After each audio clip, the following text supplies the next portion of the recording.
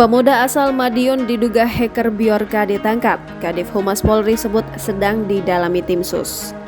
Seorang pemuda yang diduga sosok hacker Bjorka diamankan di Polres Madiun Rabu 14 September 2022 malam. Pemuda itu berinisial MAH. Ia berusia 21 tahun.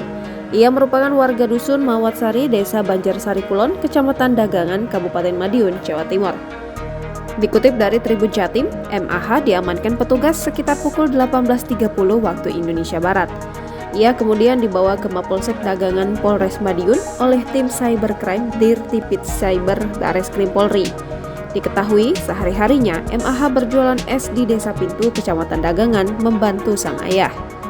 Kadif Humas Polri, Irjen Dedi Prasetyo pun membenarkan adanya penangkapan seseorang yang diduga sebagai sosok Bjorka di Madiun.